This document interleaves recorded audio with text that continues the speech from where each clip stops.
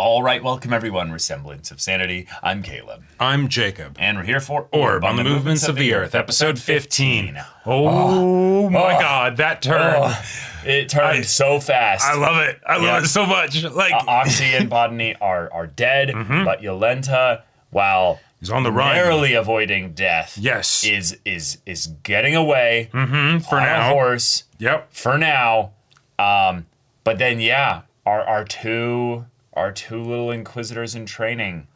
What are you going to do? Y'all have some very interesting choices to make very soon here. And where the hell is Novak? Like, where is Novak? Like, Novak's taking a big shit. nap after a long night, you know? Yeah. He's just like, oh yeah, it wakes up. It's Yolenta just panting, being like, I don't know what's going on, but this. I'm very excited for the Yolenta Novak.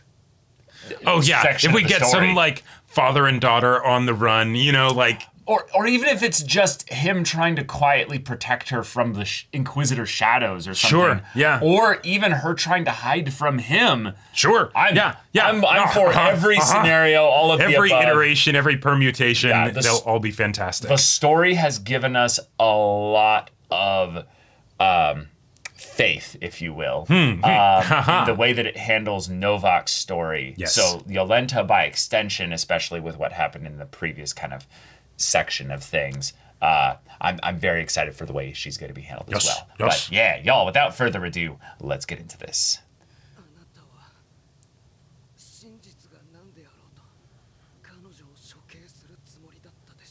Yeah. 不確実な状況下での意思決定はまず最悪を想定すべきだ。冤罪はあってはならない。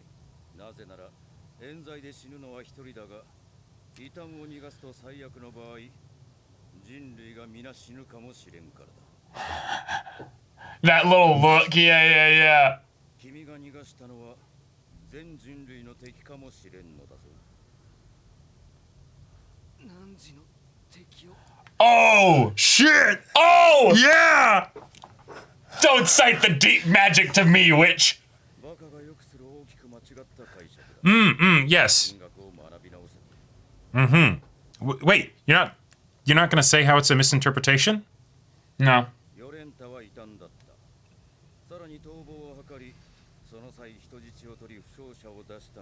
Wait. But that's not what happened. That's not what happened, though. Yeah. This dude. Come on. Oh,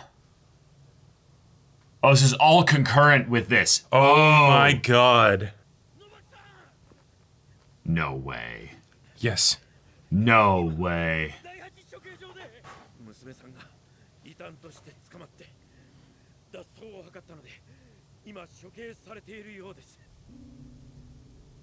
Oh my god. Oh my god. The decision to just completely just cut to the light, start fading, or start coming into his...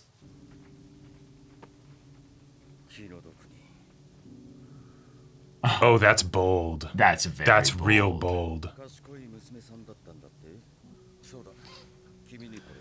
I listen to the emotion, you know. Yep.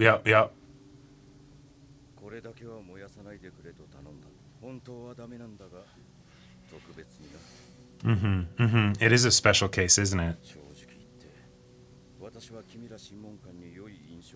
Mix a little bit of truth in there. God, that's so good. I mean, Novak's like whole body must be ringing. He might. Oh yeah. There's no way he can think clearly in this moment. But it's right. Just, oh. Is he just gonna lie in bed and? Yeah. Holy shit. Now we get the OP. All right. Oh. 10 years earlier. What? Oh, okay. Yeah. You can't do this. Holy shit. Oh, you can hear that little Yeah, that the bit of voice happiness. acting. Yeah.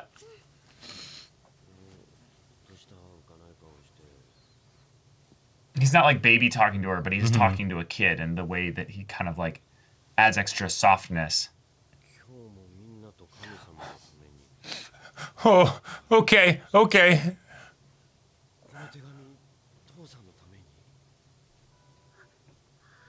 Yeah, the power of words. Oh, and this is gonna be something he keeps with him all the time. Oh, Watch, my it's God. gonna be in his cloak, in his like in like a pocket or something, and he pulls it out and looks at it every once in a while. Yes. Fred's head pats and affirmation. Oh my God. Oh, when he gets her the gloves. Okay. All right.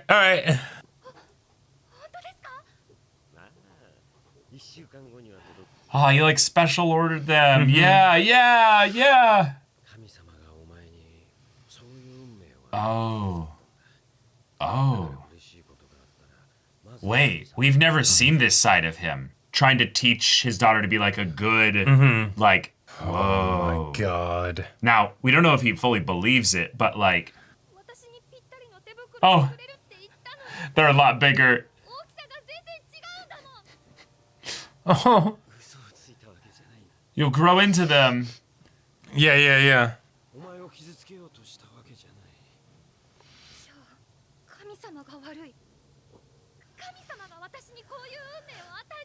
Oh. He's thinking back.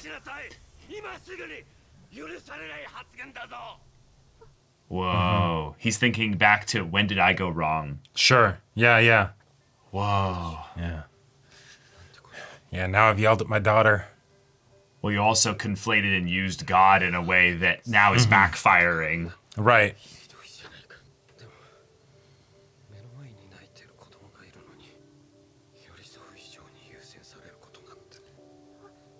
Oh, she was thinking of what to say when you opened that door too. Yeah.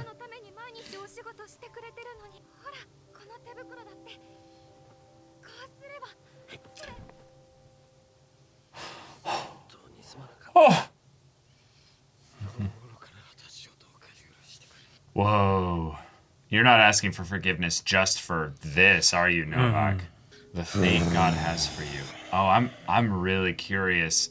What? Have you ever looked at someone and wondered what is going on inside their head? Like, Yeah. I want to see the Novak that wrestles with fate, God, faith, and like forgiveness and what he does. Because I assume he's completely accepted himself because of how old he is, right? Oh, sure. But he doesn't have to have. Yeah. Yeah. There you go. And she won't ever come home because she knows her dad's an inquisitor and she's so scared to. But it would all be solved if she actually did come home. Mm-hmm. 半年前、隣町の図書館へ行ったら道に本が落ちてて怪しいと思って数ヶ月かけて解読したら Oh. You held on to it to a few months? バデーニさんとは無関係ですよ。なんだ、そうですか。 Okay. もし彼がどこにも研究を書き残してないとしたら彼自身の研究も彼に至る歴史 Yeah. することになる。 But maybe a certain young fool's book might be, yeah.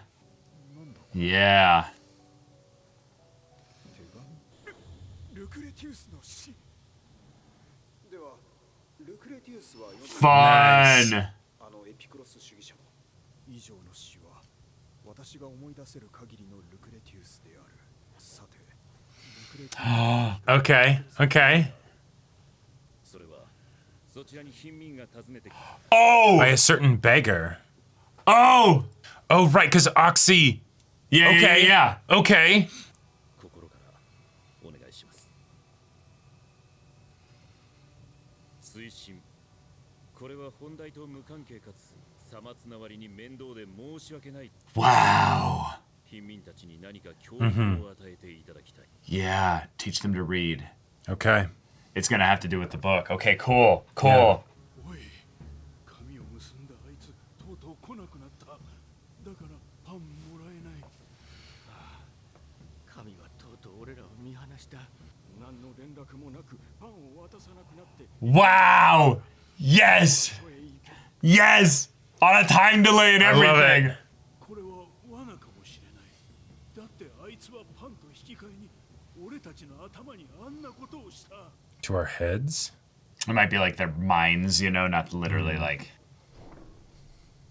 Well, one of them goes. 隣町からわざわざいらしたそうですが目に変なのつけた人があんたをふさわしいって言ってた目に変なの貧民が訪ねてきたら応対してほしい Okay.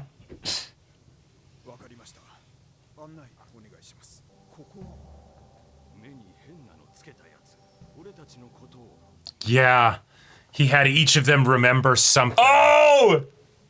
He did that to our heads! Wait, he wrote it on their heads! No way. And then the hair grew over it. お前が1ページ目 Oh! Oh my Holy god! shit. That's Holy amazing! shit. 文字入れ墨 Tattooed even. Yeah. So it's not gonna go away. Yeah. We in Golden He Comic territory. painstakingly tattooed Yeah. with needle and ink. That is Oh! some next level preparation. Holy shit. 60ページある And this is this Oxy's book? そもそも本って何 Maybe. Well, because he didn't see it until much. Well, oh yeah, no, I guess yeah. クラボフスキさんそういう世界を変えるために何が必要 Wild.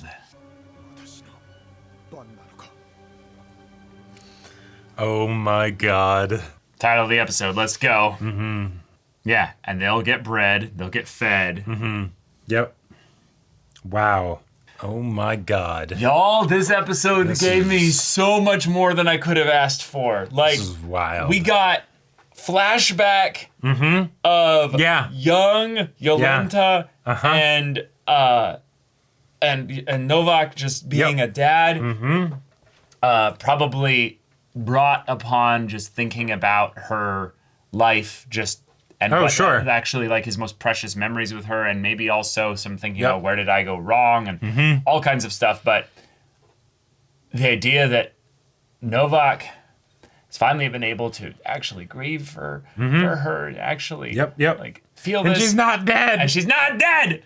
Ah. Okay, that's gonna be so awesome when we end up like picking up with her and seeing what's going Oh, on yeah. with her and stuff. Uh-huh.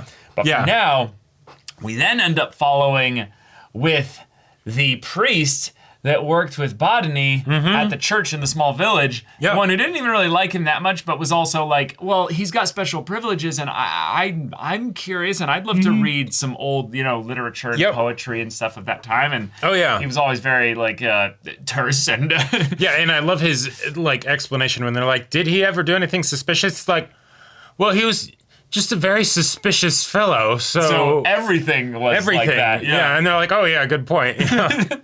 Like, Yeah, he was a scary looking man. Too. yeah. It's Oh, like, that eye patch. Classic old people just being like, oh, he Right, has right. a facial deformity of some kind. Then He must be a terrible Must be a person. terrible person. Yeah.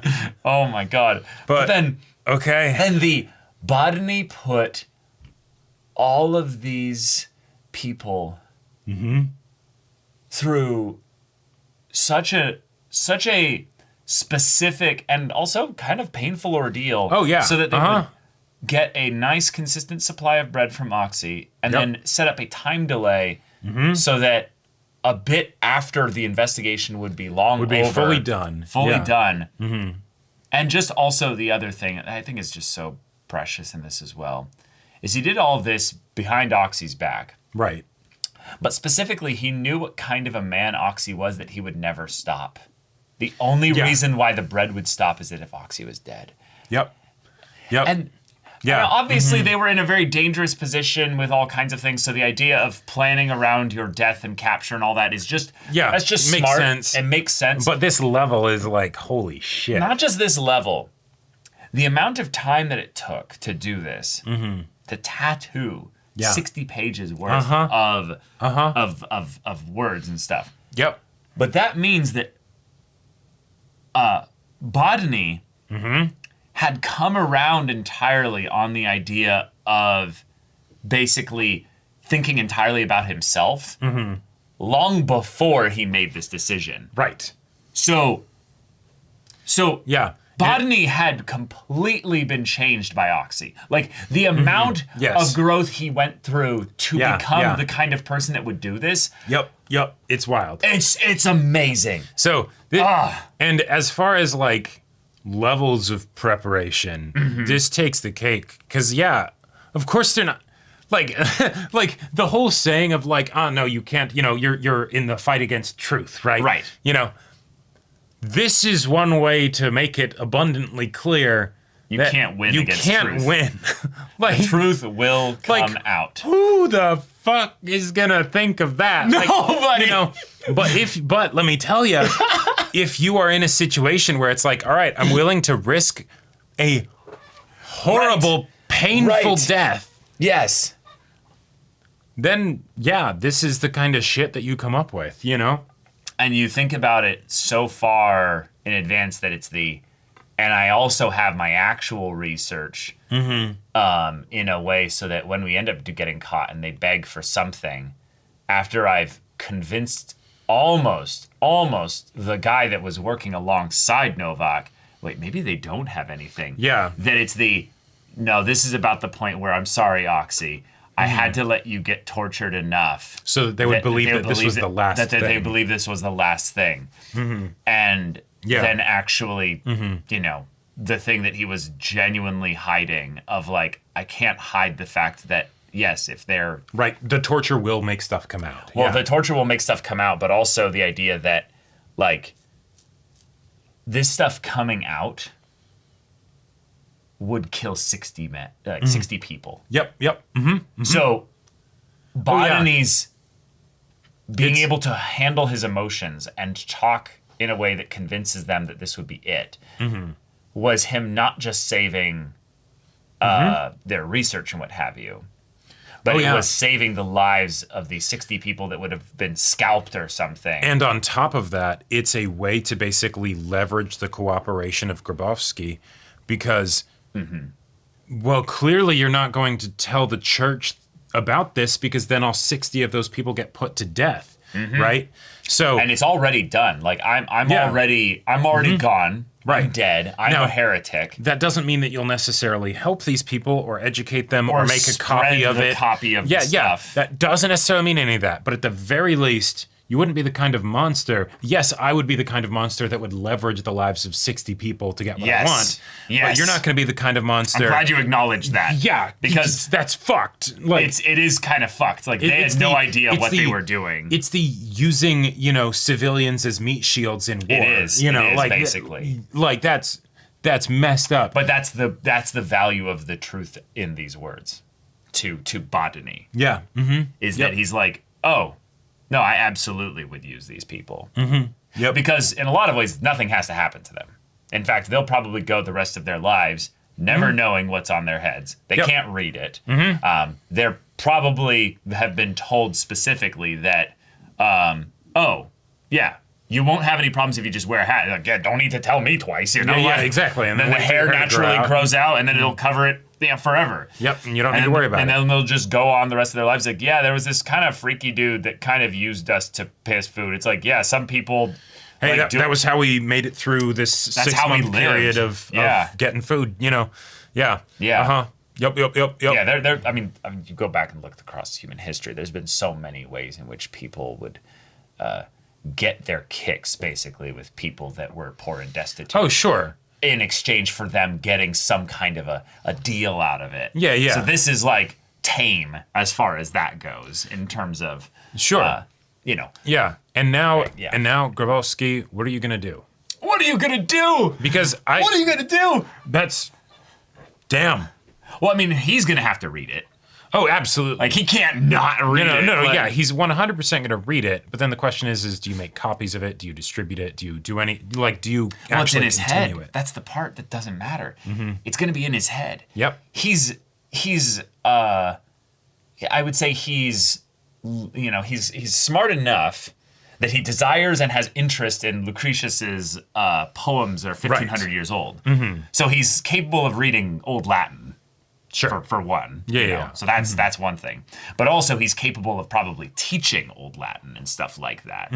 So the idea that he reads this, it's going to be in his dreams. It's going to be in his, like, waking thoughts. Oh, it's sure. It's going to be something that he won't be able to get out of his head. I mean, just the fact that, like, if you're really close to somebody who then is branded as a heretic and burned and all that stuff, that's going to be something that's going to stick with you regardless. Right. Then if you end up basically having some message from beyond the grave from them, that's going to doubly so. Oh, and then if there's a message past that that's tattooed onto the heads of 60 beggars, yeah, that's gonna stick around. It's going to really, like, leave its mark. Yeah.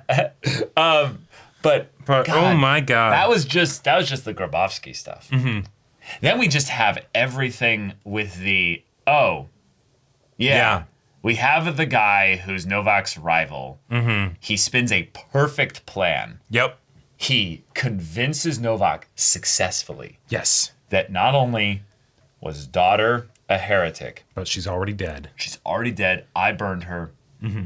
And he gets to gloat about it. Basically, I really right tried to save her. There was just nothing that could be done. Yeah, I kept her gloves so you'd have something. Right. You know, he really did get away with everything here. And it'll be fun to see a Novak that's maybe another 10 years older that then looks back on this and sees him now at the bishop, way more powerful. Well, and it's the, like, maybe he notices too late of, like, oh. What I think it is, and this is, we'll have to see with follow-up, right? Because Novak was just in the grief processing shock, stage. Oh, yeah. But with what was specifically brought up in the earlier episodes about him noticing when people are lying, was the lying him just basically trying to make himself look good because, this is awkward and uncomfortable, versus the lying because he's actually hiding something and had a big part to play in this. Yeah, it's true. He spoke with just the perfect amount of truth mixed with lies in order to basically spin this so that even if Novak was turned on, like, for the, like, inquisitor-minded kind of stuff, right, which he very much might not have been because I don't he think thinks his daughter is burning Bro right is now. hearing ringing in his ears. Yeah, the guy's words exactly. are probably echoing from, like, a mile away. Yep. And he's just like, yeah, that's my baby girl. Yep. That's my daughter. Yep. But Blonde Inquisitor is still there. Also, I find it so satisfying that the final thing in the conversation, right? We just opened with the dude, beat to shit, tied up on the ground. Right. And the final thing that he says that the other dude doesn't have a real retort response for is love thy enemies, right? Oh my God. Anytime someone says, well, you're not taking it in context, or, well, you need to study theology more, that means they don't have an answer. Like that. It's one of, if in my opinion, like, one of the, like, most powerful words from the Bible, specifically the idea of, like, because I believe Jesus is talking to, like, a whole bunch of people. Yeah. But I think there might have been actually some context of, like what do we do to the people that we hate, to those that are of other peoples or what have you. Yep.